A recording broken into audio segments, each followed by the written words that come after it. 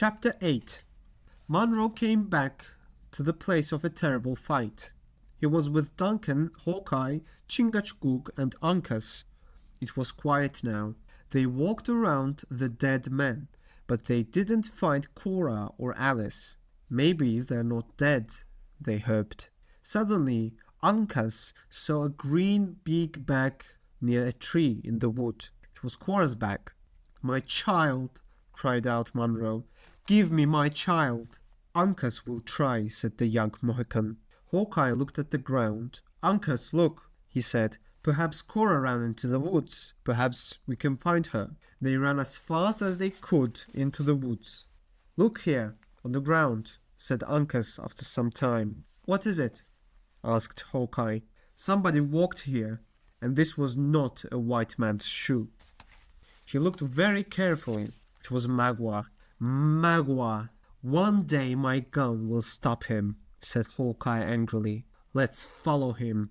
To the Mohicans' wild woods and mountains were a map, and they could read every tree and every change on the ground.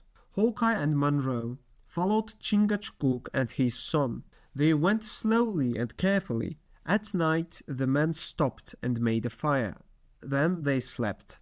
In the early morning they started again. Uncas said, "Look, Gamut walked here. He has big feet." "Were my daughters here too?" asked Monroe. "Magua is not clever, but he's not stupid," answered Uncas. "He could carry them." The men walked for a long time and then stopped because they saw a man near the river. It was Gamut. "Where are the girls?" Hawkeye asked the singer quickly. "They're with the Hurons," answered Gamut. "Are they safe?" "Yes, they're tired and unhappy. They are well," said Gamut. "Why are you here?" asked Hawkeye. "To the Hurons, I'm strange. I'm not a man, so I can come and go.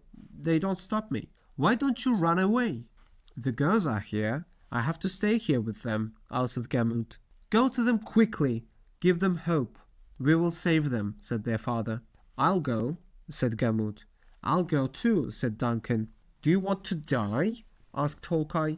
"I love Alice, and I want to save her." Then Hawkeye said to Duncan, "We'll put red and blue paint on your faces. The Hurons will laugh. They'll think you're funny. It's a very dangerous plan, but perhaps you'll be able to save the girls." The Indian children saw Duncan and Gamut first. They began to shout and laugh. More Indians came and looked at them. They laughed too. Then suddenly there was a cry and 2 Hurons ran out of the woods. They held the arms of a man. All Hurons began to shout and run wildly. They had knives and tomahawks in their heads. Suddenly the man pushed the Hurons, jumped and ran away. He ran very fast. A wild animal couldn't run faster than him. The Hurons couldn't catch him.